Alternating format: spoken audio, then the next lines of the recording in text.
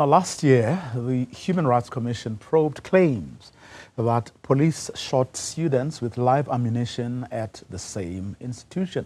I'm joined now by Dr. Eileen Carter, South African Human Rights Commission's Eastern Cape Manager. A very good afternoon to you, Doc. Thank you very much for your time. That student, they're expressing fears and saying that live ammunition shouldn't be allowed at a university, an issue you've probed.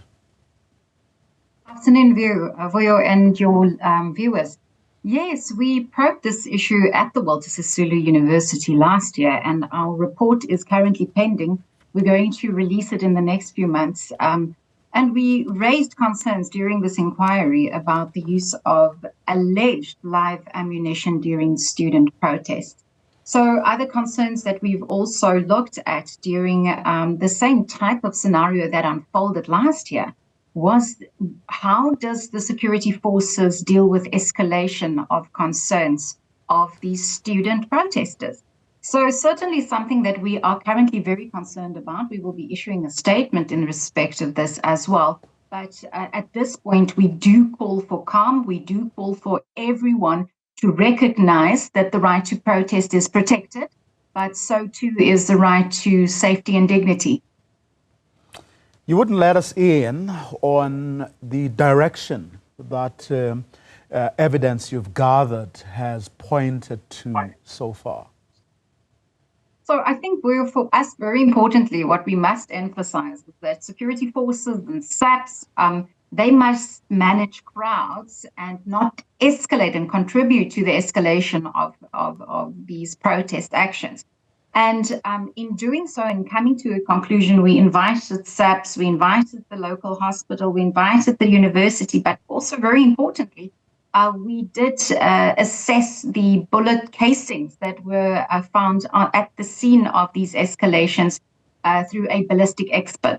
So at this point, it would be preemptive to provide you with our findings, but knowing or just clearly stating that we are very concerned about what we have found, and we do not want a repeat of what has happened last year, and we do not want a repeat of what is currently happening on the ground. So we need to do a lot of advocacy, and we need to set some ground rules. I want to repeat what the district commissioner said in that bite in part. He says, if the protest takes a negative turn, then we will be forced to use force. So that in itself must be assessed in respect of proportionality. So everyone has a right to peacefully protest in terms of Section 17 of the Constitution. But again, it has to be responded to through a proportional response and not live ammunition. There are very clear parameters when we speak about crowd control, training of SAPs and security forces, and the response then to peaceful protests. But again, we want to emphasize that students have a right to be heard, but not by burning peace, and that they need to be adhering to peaceful protest. So, of course, it is concerning when the security, as we would not like to refer to them as forces, respond in a manner that would sometimes come across as threatening. But we do call upon a de-escalation, a clear de-escalation in respect of this process, and also for students not to be swept up by disinformation, and what we last year saw was disinformation on WhatsApp groups, and just to remain calm and act within the bounds of the law.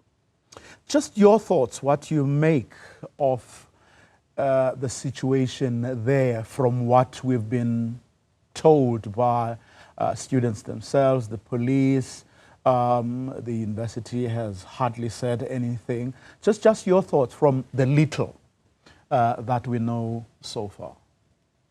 So I think at this stage, and I think you would also agree with me, there's a little bit of a dispute of fact on the table currently.